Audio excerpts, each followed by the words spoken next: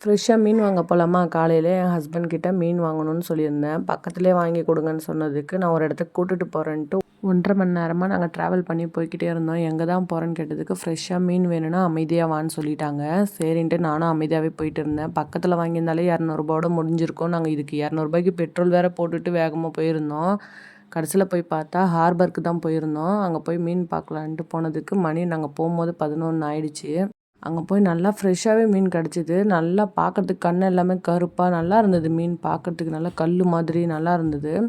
1 kilo மீனும் 1 kilo இறாவும் வாங்கியிருந்தோம். 1 kilo கானாங்கத்தை வந்து ரூ. 400 சொல்லியிருந்தாங்க ஒரு பக்கத்தில்.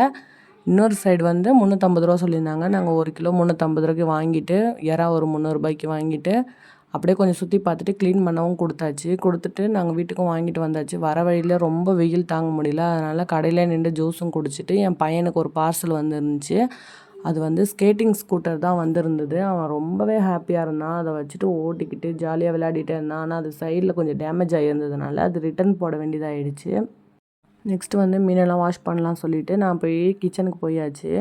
1/4 கிலோ இறாவா இருந்தாலே 1 மணி நேரம் நான் க்ளீன் பண்ணுவேன். இது 1 கிலோ இறா வேறையா 9 மணி நேரம் ஆயிடுச்சு. மீன் கழுவி எடுத்து முடிக்கிறதுக்கே எனக்கு 3, 3:30 ஆயிடுச்சு. அதனால் சமையலே பண்ணல.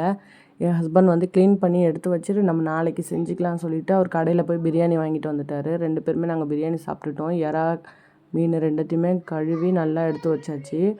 கூடவே என் ஹஸ்பண்ட் வந்து கொஞ்சம் டீ போட்டு கொடுத்தாங்க. டீயும் குடிச்சிட்டு அந்த பிரியாணியும் சாப்பிட்டுட்டு ஒரு சின்ன தூக்கத்தையும் போட்டாச்சு. பக்கத்தில் வாங்கியிருந்தா ரூ. 200 முடிஞ்சிருக்கும். எனக்கு இப்போ மொத்தமாக ரூ. 1000 செலவாயிடுச்சுங்க.